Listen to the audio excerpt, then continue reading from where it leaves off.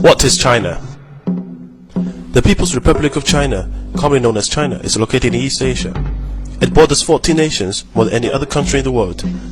It is the most populous state in the world with over 1.3 billion citizens. While the world population is 6.8 billion, that means out of every 5 people in the world, 1 is Chinese. China is made up of 56 distinct ethnic groups, with Han Chinese making up 92% of its whole population. China is a single-party state governed by the Communist Party of China, whose power is enshrined in Chinese constitution. Though China is officially an atheist country, its religious roots lie within Confucianism, Buddhism, and Taoism, and from these most social and moral values are derived. There are also a significant number of Chinese Muslims who arrived via the Silk Road trade route and still retain their own distinct culture. History. China is one of the world's oldest civilizations, dating back more than 5 millennia and was ruled by successive dynasties until 1912. During this time, many great discoveries in the fields of science and technology were made, including the inventions of printing, paper, gunpowder, and the compass. This period also saw the construction of many landmarks, such as the Great Wall, which stretches over 4,000 miles, equals to 30 return travels from London to Paris. After a period of foreign occupation and civil war, the Communist Party of China, led by Mao, gained the control of mainland China in 1949 and established the People's Republic of China. The modern China of today is as much shaped by its past as it is rapidly abandoning old ways and looking to the future. While many of its big cities are comparable to any in the West, the underlying culture is still vastly different. Traveling outside large urban areas also highlights the growing disparity between rich and poor. Language. Chinese is the most widely spoken language in the world, as well as one of the most intelligible for foreigners. There are many regional dialects of Chinese, although the most widely spoken is Mandarin and Cantonese. Chinese characters evolved over time from earlier forms of hieroglyphs. Chinese contains over 40,000 characters, but a well-educated person can recognize around 6,000 characters. Some 3,000 are required to read a newspaper. Chinese calendar. Chinese zodiac is a scheme that relates each year to an animal. This year is the year of rabbit. Chinese New Year is the most important of the traditional Chinese holidays. Windows and doors will be decorated with red-colored paper cuts, and the couplets with popular themes of happiness, wealth, and longevity. On the eve of Chinese New Year, supper is a feast with families. The family will end the night with firecrackers. Early the next morning, children will meet their parents by wishing them a healthy and happy New Year, and receive money in red paper envelopes. Chinese people love red color, which symbolizes prosperity and good luck. The period around Chinese New Year is also the time of the largest human migration, when between 150 and 200 million migrant workers in China bring home their earnings and go to have reunion dinner with their families on Chinese New Year's Eve. Youth. Most married couples in China are subject to the one-child policy, which was introduced in 1979 to curb massive population growth. It is believed to have prevented more than 300 million births since then. Another consequence of the policy has been the emergence of so-called little emperors. A generation of self-centered consumers has developed. While the Chinese education system has rapidly developed, there remains a heavy emphasis on passing exams. The upshot of this is that exams dictate the curriculum. While Chinese students can master and memorize incredible amounts of knowledge and information, they often lack the ability to critically think, develop their own opinions, and engage in creative activities. Due to the propensity for preferring sons over daughters, China is facing a large population imbalance, with currently around 120 boys born for every 100 girls. By 2020, there will be 30 million more men than women. Economy. Since economic opening up and reform policy began in 1978, China's economy has grown 90 times bigger and is the fastest growing major economy in the world. China's annual average GDP growth is predicted to be 9.5% for the period of 2011 to 2015. It is the world's largest exporter and the second largest importer of goods. It is also now the world's second biggest consumer of luxury goods. It now has the world's second largest GDP at about $6 trillion, 40% of the United States.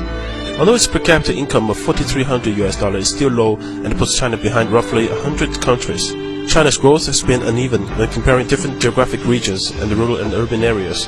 Development has also been mainly concentrated in the eastern coastal regions, while the remainder of the country are left behind. In the past decade, China's cities expanded at an average rate of 10% annually, a scale unprecedented in human history. China is a country crazy for skyscrapers to show its economic booming. More than 200 skyscrapers are being built here now. Within the next 3 years, there will be one skyscraper completed every 5 days in China, which will make the total 800 in 5 years' time, 4 times as many in the States. China is the world factory. 1 out of every 3 household appliances, 3 toys, 2 pairs of shoes, 2 shirts are made in China.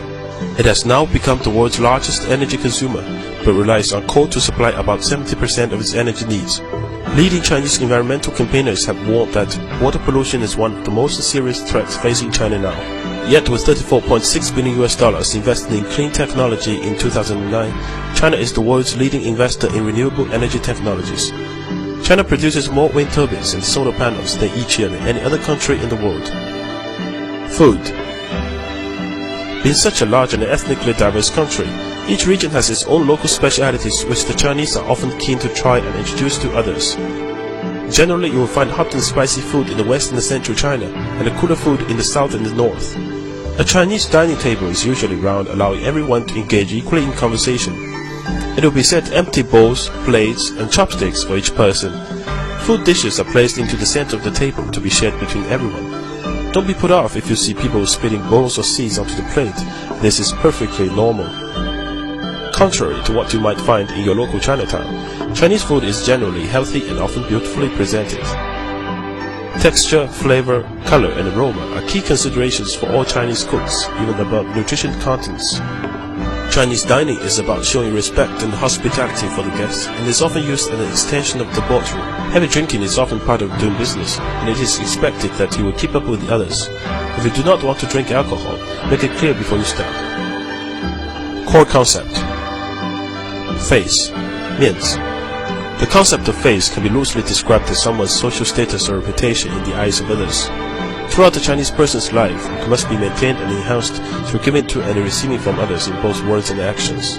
It may be something as small as who gets in the lift first to the awarding of a multi-million-dollar contract, but without it you will have very little power or influence. To make someone lose face or even unknowingly is a huge dishonor and could mean the end of a relationship.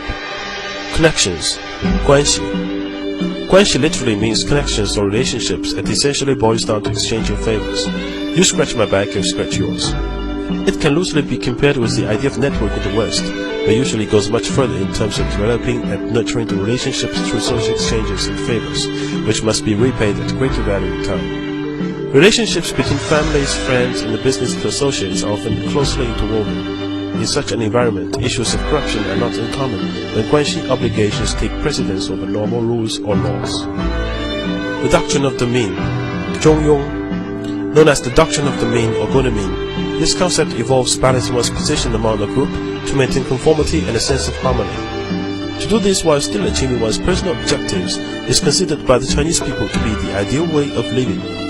This can be applied to the workplace, where one should behave in a way which is seen to be neither ambiguous nor lazy at the same time. Chinese people never openly criticize, ignore, or make fun of a person in front of others, even jokingly. When discussing individual performance, they always emphasize good points before bad ones. Differences. Chinese people may ask you personal questions or make observations about your age, income, religion, or appearance, but don't take it personally.